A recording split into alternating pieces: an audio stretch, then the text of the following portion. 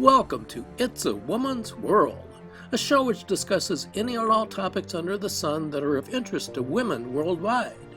Here's Nadia Jordana. Hello and welcome to It's a Woman's World. I'm Nadia Jordana. We have an exciting guest today. She's an author, among many other things. But before we introduce her, I want you to meet Barbara Lavallure, our moderator, and our co-hosts. Take it away, Barbara.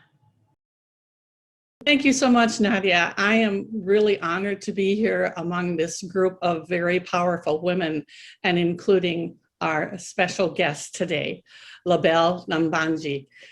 I am going to ask each of the co-hosts to introduce themselves, and then we're going to get started.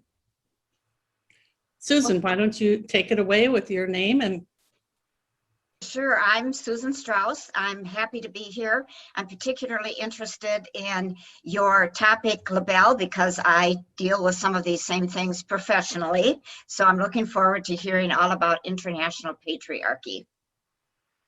I'm Nadia Jordana, and I'm a publisher, a poet, and a producer.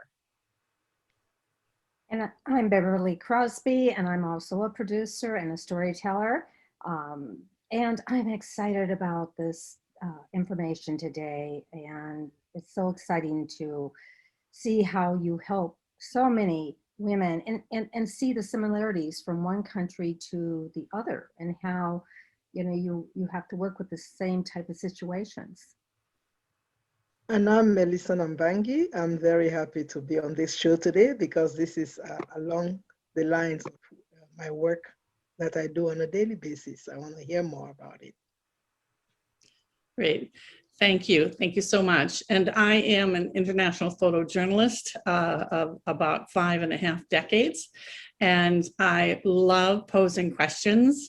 And I'd like to introduce our guest today, LaBelle, who is an author, a speaker, and most interesting for me is diversity and inclusion expert.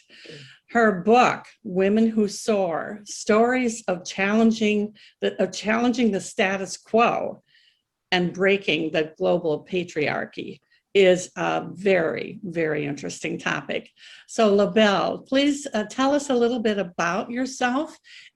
Thank you for having me. It's quite an honor and a pleasure to be here. So I'm LaBelle Nambangi, and I've been in the Twin Cities for 20 years now. My brothers and I came out here in 2000 to join our mother, who had earlier immigrated to the United States and was in Minnesota. And so that's how we got here from Cameroon. And I haven't left since. I've been here, I've worked with a lot of African women and girls in running a college readiness, self-esteem building program, and some financial education and health education as well. So that's just a bit about me. Thank you. Now, I understand that you write a lot about and do public speaking on discarding negative labels. Would you say a little bit more about that? Sure. A lot of that came from personal experiences while attending school in Cameroon. Back in Cameroon, as in a couple of other African countries, the teachers would call you names. They would put a label on you. They would say you're slow, you're a dull girl. And that has an impact on a person. And working with the girls, I heard that a lot from girls who said, I'm slow, I'm not pretty enough, I can't do this, I can't do that, or always talking about it's a man's world. And so these labels created limitations on what the girls thought of themselves and what they could do. And I realized from personal experiences, having been called a dull girl, what that did to my sense of self. And I started talking to teenagers about it and reminding them that it's not what you're called that matters. It's what you answer to. If you believe in yourself that you can do something and you can achieve something, then go for it, regardless of what the naysayers might say. So I do talk about that when I speak to teenagers as well. Do you see the same similarity in Cameroon and the United States? Do you see the same type of problems? With the students, yes, in some extent, with a lot of the African-born kids or even African kids born here, going through that, where you have teachers who tell them they cannot achieve certain things. For instance, these kids are in a regular high school, but the teachers are guiding them towards attending like the Job Corps, because they're telling them college is nothing that they can accomplish. It's kind of out of their reach. Or they're putting them in remedial classes that they really don't need. And automatically assume as a child has an African last name to go into ELL, even if the child was born out here. So I have to do this work of educating the teachers and also educating the parents that they can fight the system and they have the right to ask for their kids to be taken out of those classes. It's just little stereotypes here and there that they apply to everybody, and it has a way of holding back the students from becoming who they were created to be, with all the limitations they have to deal with. Okay, so, but here in the United States, I think that teachers really try to influence and encourage students for the most part. But overall, a lot of the students, even if they get that at school, they don't get it in their homes. Well, yeah, that's so true. There are lots of amazing teachers. Like one of the schools we did the program, it was a teacher who called us and said, you need to come over here and start this program. There are amazing teachers out there. Unfortunately, maybe they're overwhelmed sometimes, but there are some teachers who would put kids in a certain category, and you have to fight against that. And some of these kids go home to a lot of other stereotypes right at home. You're a girl, come back home from school, do the cooking and cleaning, while your brother can go back to school and attend an after-school program. You don't have to worry about that because you're a girl. You should be more concerned with learning how to cook and clean because you eventually get married. So there's all of that going on as well. LaBelle, I noticed in the title of your book, and I'd like, maybe you could tell us a little more about your book too, that you use the word patriarchy, and perhaps you could discuss that for our viewers. What is meant by patriarchy? Sure. Patriarchy is a system of hierarchy where we have the men as the leaders and the women as more subordinates. So the men make the rules and the women follow. The men are always the first with everything that is positive or it suits them, and the women just have to follow suit. And in a lot of patriarchal societies, which is basically all over the world and in some places a lot subtle, the men are always out there making these rules that don't affect them. But in actuality, we are all affected because with patriarchal societies, we are all not allowed to be who we want to be our real selves. We have to kind of fit in with what the rules are.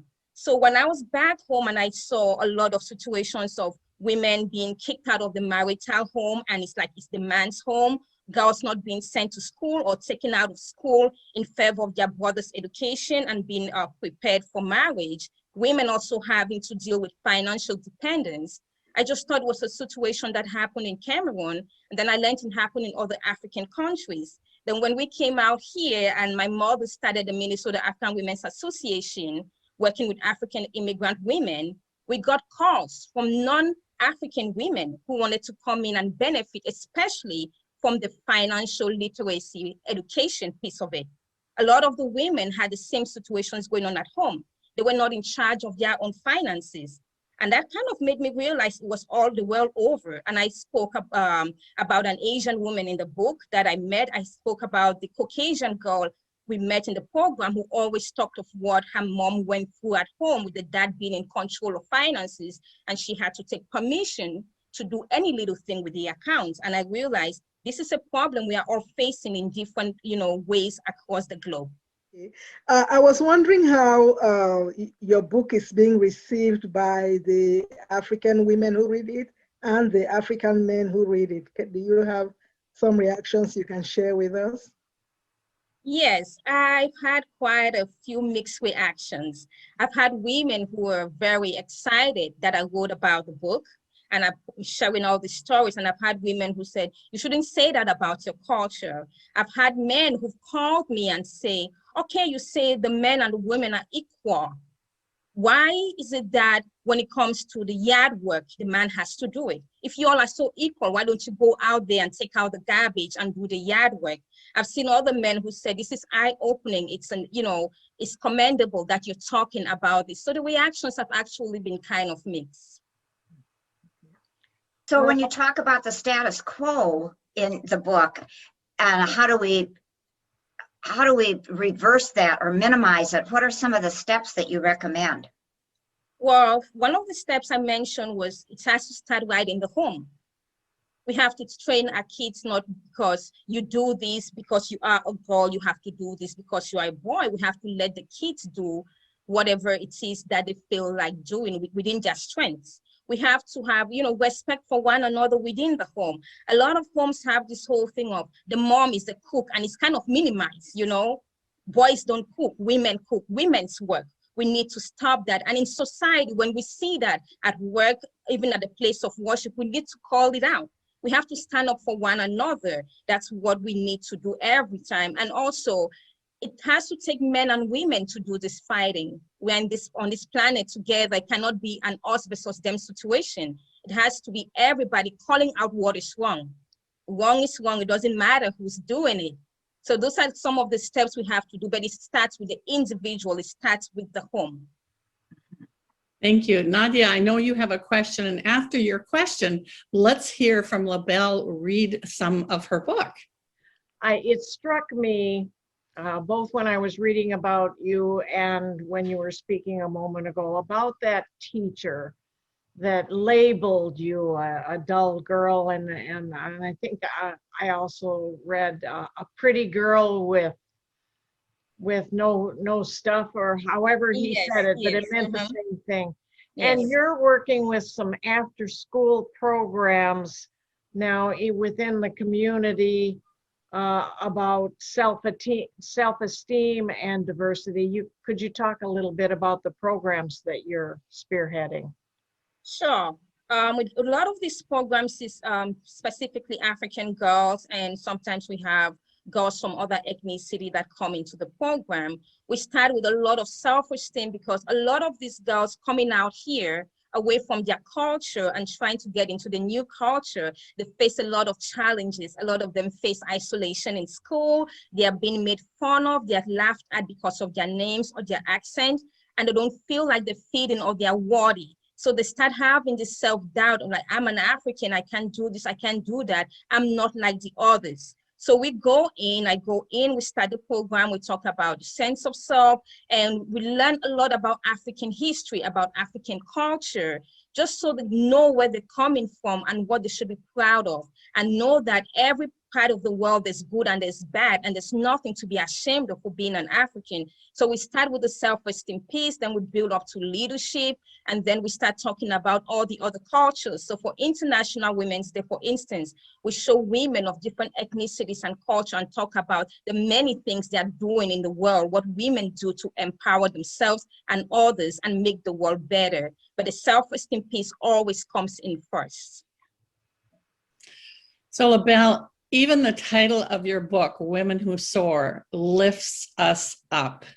I really enjoy your title, and we would love to hear you read a few passages from your book. Okay, thank you. Alrighty, I'm gonna read from chapter 2, and the title is The Communal Benefits of Educated Women. December 2013 was the first time I visited Cameroon since I did left in August 2000. I was filled with nostalgia by the thought of going home after so many years. I couldn't wait to get back to familiar sights, sounds, smells, and faces. I decided to use my vacation to empower women and girls, to let them know that they are capable of greatness and have the power to make positive changes in their lives, regardless of what society tells them.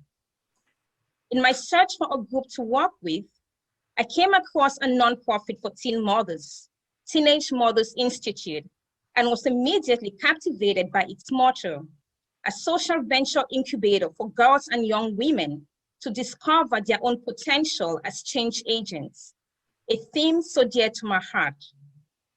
I was blown away by this initiative since most teen mothers in Africa and around the world are shunned by family members and society.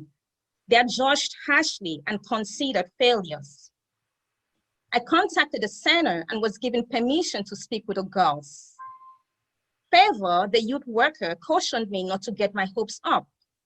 She explained how difficult it is to track down each girl during the holidays. The girls used the holiday free time to earn money doing various odd jobs. We stopped at the organization's main office where the girls are taught basic computer skills and given lessons on sexually transmitted infections, HIV/AIDS, and teen pregnancy prevention, among other topics.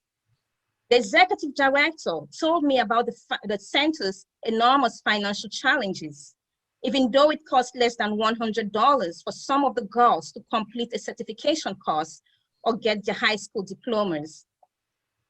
He asserted that the donors are needed year-round because the center is incredibly important to the community. Not all the girls who benefit from the center are teen mothers, and none of the girls who attend the center to learn basic computer skills and other topics are turned away. To my pleasant surprise, when we got to the center, there were 18 girls already waiting, some with their babies on their backs. Most of the girls had walked in flip-flops on stony roads for over 30 minutes in the hot sun and canceled their plans when they learned that a woman from the United States was eager to speak with them. I started off with an icebreaker activity. I asked each girl to share her biggest dream with the group, what she would love to be in the future if given the opportunity. I was moved to tears once the girls started to share their dreams because I immediately noticed a pattern in their responses. They were selfless. The oldest girl in the group was the first one to speak. Miss, I want to become a teacher. I want to make school fun for little children. I want them to enjoy learning. When I was younger, I didn't like school. My teachers were wicked. They called me a dull girl every time I didn't answer a question correctly. They told me I did better become smart because I was not as beautiful as the other girls who would get husbands. I always felt dumb. Miss, I want to become a doctor. I want to open a free clinic so the poor people and their children in my community can see a doctor when sick, said another. Miss, I want to become a businesswoman. I want to open a very big store that will carry everything that the people in my community need. I'll pay people in my community to work in the stores. I want to provide a better life for my parents, brothers, and sisters, and to someday be able to send my children to school all the way to university. I was touched by their selflessness and thoughtfulness. The girls also created a sisterhood and support system. They woke each other up every morning by walking over to each other's homes and knocking on the doors. They made the 1 hour walk to the center in pairs or in a group because walking alone makes it easier for girls to give up and go back home if harassed by men. They also help each other babysit. Listening to the girls reinforced what I already knew. When a girl is empowered, a community is empowered. These girls were becoming women of change by watching out for themselves and their sisters. They only needed guidance and opportunities to become their best selves. Very interesting. So much. That was awesome. Now, I know that in your book and also in your public speaking, you talk about forgiveness, you talk about letting go of the past. How do those two things support women? Well, they support women a lot. When you're holding on to anger from the past, it affects your present and it affects your future.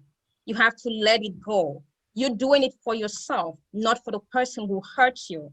Whatever happened in the past is the past. It's happened already. And so in my speakings, I talk about that a lot from experiences, again, from teachers who weren't very nice and the names they called me and how much I played those over in my mind and how it affected how I performed during my classes. If I had let those noise and all the name callings go, it would have been a lot more easier. And I saw that with a lot of students out here who were holding on to anger and maybe getting into a lot of problems they shouldn't because they were so angry and it was affecting their present performance in school and some were at risk of not even graduating from high school. So I started talking about that a lot. And in communicating with a lot of women, I realized not having a voice at home is actually a big problem. And also in communities, not all the women in the communities have the power to design their lives. Their lives are designed for them. And it's not necessarily something they're excited about. They have the anger, but they really do nothing about it, and it instead affects what they do with their day-to-day life. So I found that very powerful, and so I started talking about forgiveness a lot. Thank you. Melissa, I know that there's a relationship between you and LaBelle. Do you want to speak to that? LaBelle is my daughter. What's it been like for you to watch her blossom and be the successful public speaker and author? It's been fascinating. It's been fascinating. And when she talks of letting go, I really admire that quality about her, because I really want to meet some of those her teachers, not for good reasons, but to make them sorry for what they said to her. So when she talks of that, I admire that quality in her, because but the other thing I always also say is, sometimes you can't forgive somebody who doesn't ask you to forgive them, because some people really get upset if you say, I forgive you, what did I do to you? Because they think what they did was right. So I guess letting go makes sense. Yeah, but I admire her a lot. I always think like, oh, this is one of the best things I did with my life. I think you did well. I think you did well. LaBelle, I Yes. especially enjoyed the part where you were reading from your book when the girls thank were you. talking about their dreams. Yes. And I think that was really special. Thank you.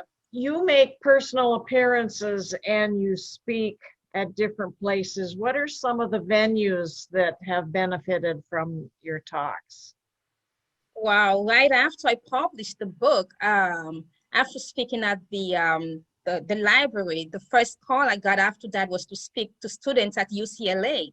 So I traveled all the way to California to speak to students over there. I also spoke at the University of Mankato 2 years ago for International Women's Day. So yes, then I've spoken to other places recently, via Zoom. That's the new norm right now, but I've spoken to students in New York, Manhattan. That was the last event I spoke at, yes. And it is the students who nicknamed her Miss Bell. And as soon as they knew I was her mom, I lost my name, because now they were calling me Miss Bell's mom, Miss LaBelle's mother. So I'm like, okay, I will accept that. But yeah, she has a very good rapport with young people. A nice compliment to you, Mama, huh? Yes. What's next on the horizon for you, LaBelle? You've written this book. Are you writing another? Are you? Yes. What other? Yes. What are you writing now? I'm actually writing a volume 2 of this. When I published this, Amazon put it out there as volume 1 of 3. So they kind of compelled me to do 3 of these. So I'm working on volume 2 right now, and I've interviewed some amazing people across the globe. A man in India fighting against virginity testing, a man in Kenya fighting against FGM, the woman, Dr. Busin, who just discovered the newest galaxy, and so many other people, some from Nigeria, other parts of the world, and also an organization in Cameroon fighting against breast ironing, something most people don't even know about. Yes. So there's a lot going on with volume 2, and the goal is to have it published by the end of this year. And then I have a fictional idea I'm playing with as well, and a children's story. That would be great. What age group for kids? Like about, second graders. Oh, okay. Yeah. Well, that was kind of my question too, Susan, not necessarily about the books, but what other projects would you like to work on for future? I mean, it sounds like you have a very full plate already. Yes. I want to be able to, get into coaching and really coaching one-on-one. Yes, I want to get into that as well. I love the idea of becoming a coach. Coaching who? Women and teenagers as well, but especially women. I'm more drawn to working with women.